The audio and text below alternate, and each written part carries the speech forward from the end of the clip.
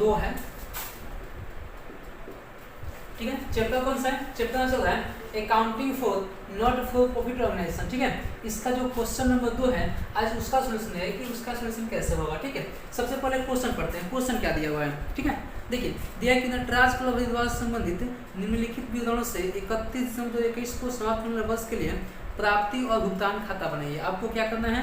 Receipt and payment account तैयार करना है, ठीक है। नीचे दिया हुआ है उसका विवरण दिया हुआ है। 1 जनवरी 2021 को हस्ताक्षर रोकड़ 7500 है, 1 जनवरी 2021 को बैंक रोकड़ 6800 है। चंदा मिला है 3 साल का 15,000, 2,20,000 और 22,000, ठीक है। दान प्राप्त हुआ है 25,000 का। भवन के लिए दान प्राप्त हुआ है 2 लाख का। 8% विनियोग खरीदा गया है 2 लाख का।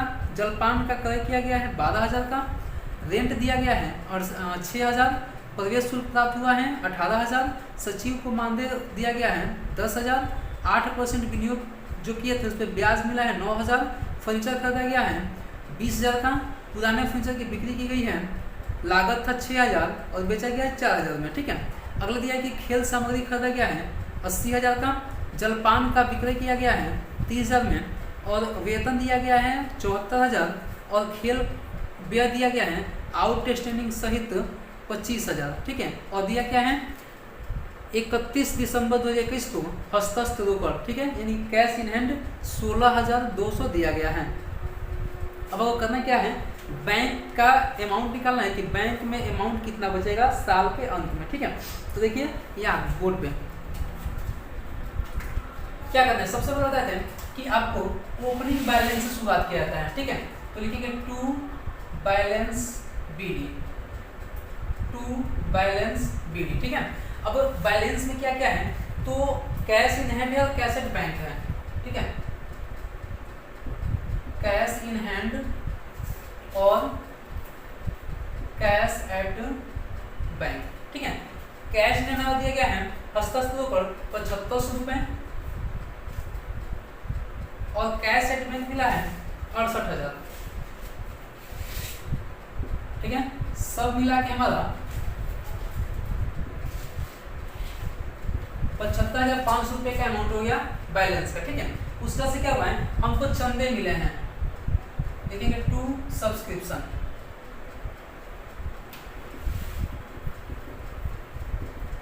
ठीक है। अब 2020, 21 और 22, 2020, 21 और 2022 तीनों साल का हमको सब्सक्रिप्शन मिला हुआ, चंदा मिला हुआ है, ठीक है। तो तीनों साल का चंदा लिखेंगे। चंदा क्या क्या मिला है? 2020 में मिला है 15,000, 21 में मिला 2,20,000 और 2022 में मिला हमको 6,000। टोटल चंदा हमको मिले कितना? टोटल मिला 2,41,000, ठीक है। टोटल चंदा कितना? 2,41,000। और क्या मिला हमको? तो दान प्राप्त किया गया है, लिखेंगे डोनेशन रिसीप्ट। डोनेशन कितना मिला? 25,000 का, ठीक है। उसका क्या है? भवन के लिए दान मिला, तो भवन के लिए दान मिलेगा वो भी डेबिट, लिखेंगे डोनेशन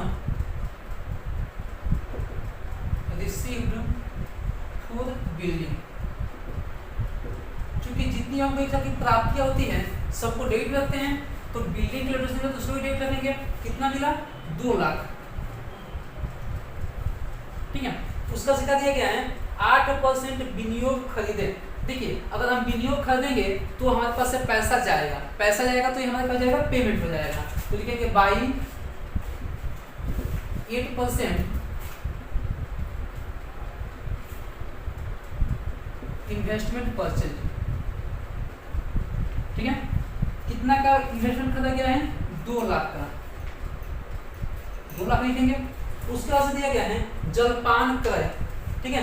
जलपान क्रय किया जाएगा, ये भी क्या आ जाएगा? इससे पैसा जाएगा हमारे पास से, तो लिखेंगे परचेज ऑफ रिफ्रेशमेंट,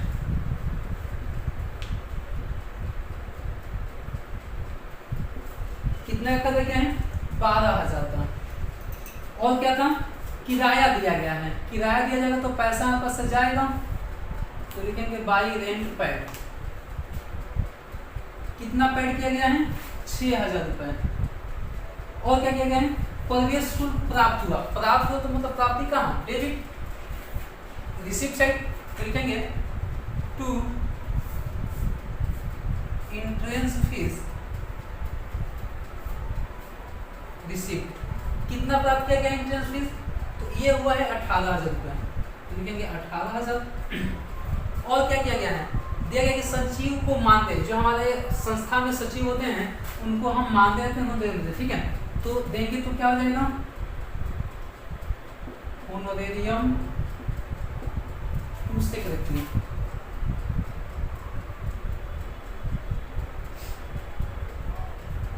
दस हजार दिया गया है। पैसा देंगे तो पेमेंट चल जाएगा। और क्या दिया गया है? 8% विनियोग पर ब्याज।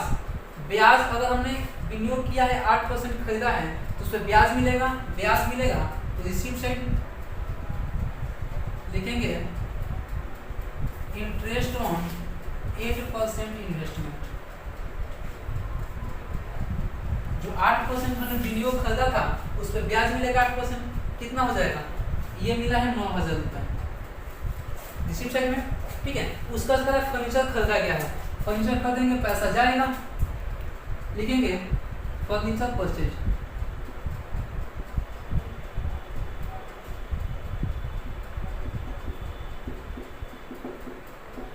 फर्नीचर परचेज कितना का फर्नीचर हुआ है? 20,000 का।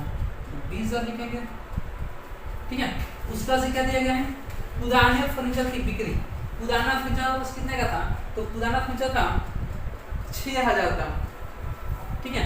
अब 6,000 का फर्नीचर हमने बेचा 4,000 में, तो 4,000 बेचेंगे जितना आएगा उतना ही दिखाया जाएगा, ठीक है। तो कितना आया?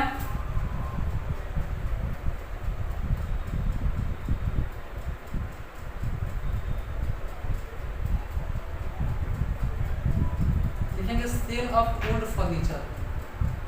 जो पुराना फर्नीचर था वो था 6,000 का, लेकिन बेचे तुम्हारे पास आया कितना? मात्र 4,000। वही लिखेंगे, ठीक है। उसका से क्या दिया गया है? Sports material purchase. जो हमने स्पोर्ट्स सामग्री है वो खरीदा है, तो खरीदेंगे तो पैसा जाएगा तो कहाँ? स्पोर्ट्स मटेरियल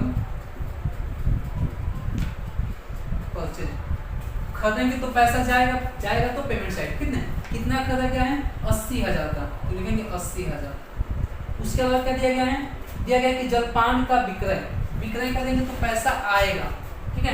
तो लिखेंगे sale of refreshment. Sale of refreshment कितना का हमने बेचा जलपान? तो बेच दिया 30,000 का, ठीक है। और क्या दिया गया है? सैलरी पैड करेंगे तो पैसा जाएगा, तो लिखेंगे बाई सैलरी पैड। कितना का पैड देगा सैलरी? तो ये है 74,000 का, लिखेंगे 74,000, ठीक है। और क्या दिया गया है? खेल व्यय। खेल के लिए हमने खर्चा किया है, तो लिखेंगे स्पोर्ट्स एक्सपेंसेस।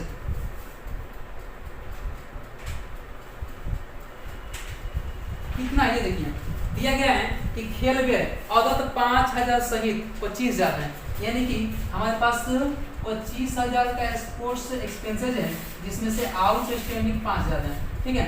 तो बताए थे कि आउट स्टैंडिंग को हम नहीं दिखाते हैं, ठीक है। तो क्या करेंगे? 25,000 में से 5,000 आउट स्टैंडिंग घटा देंगे, बचे कितना? 20,000। तो वही 20,000 यहाँ पे अमाउंट दिखाया जाएगा, ठीक है। इसके बाद से क्या दिया गया है? दिया गया है 31 नंबर को हस्तस्थ होगा, ठीक है, यानी कि आपका कैश का बैलेंस दिया हुआ है, तो लिखेंगे बैलेंस सीडी, ठीक है। कितना है? तो बैलेंस सीडी है, कैश इन हैंड है, कैश इन हैंड, ठीक है। कितना है कैश इन हैंड? ये है हमारा 16,200, ठीक है। कितना हो गया? 16,200। अब हमको क्या निकालना है? चूंकि ओपनिंग किया गया है कैश इन हैंड और कैश एट बैंक से, ठीक है। तो ऑलरेडी हमारा कैश इन दिया हुआ है, हमको निकालने की आवश्यकता क्या है? कैश एट बैंक, ठीक है। अब निकालेंगे तो कितना होगा भाई कैश एट बैंक? ये देखते हैं, इन सबको जोड़ेंगे, ठीक है। सब कुछ जोड़ेंगे, जोड़ने के बाद कितना आएगा? चूंकि बताए थे कि हमेशा डेबिट वाला अमाउंट यानी कि रिसीप्ट वाला अमाउंट ज़्यादा रहता है और पेमेंट वाला अमाउंट कम रहता है, ठीक है। यानी कि इधर का अमाउंट सबसे ज़्यादा, अमाउंट कम। क्यों? क्योंकि अगर हमारे पास अमाउंट रहेगा, पैसा रहेगा, तो अभी कुछ पेमेंट कर पाएंगे, ठीक है। तो इसलिए हमारा डेबिट अमाउंट ज़्यादा रहता है, ठीक है। तो इसी का एडिशन पहले करेंगे, तो कितना हो जाएगा जोड़ने पे,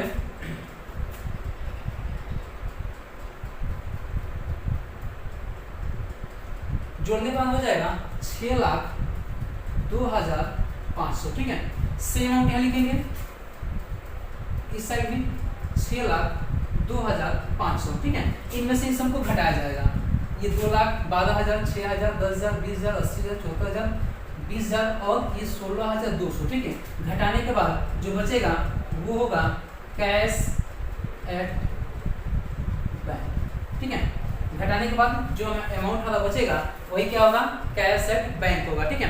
तो घटाने के बाद अमाउंट क्या बचेगा, बच जाएगा 1,64,300, ठीक है। इनकी 1,64,300 हमारा अमाउंट बच जाएगा। ये क्या हो जाएगा, कैश एट बैंक हो जाएगा, ठीक है। इन दोनों को जोड़ के हम बाहर निकाल सकते हैं या फिर डायरेक्टली इन दोनों को बाहर कर सकते हैं, ठीक है। यानी कि 16,200 इनका लिख सकते हैं और इनका 1,64,300 लिख सकते हैं, ठीक है। यही क्या हो जाएगा, हमारा आंसर हो जाएगा। कोई दिक्कत क्वेश्चन में आया?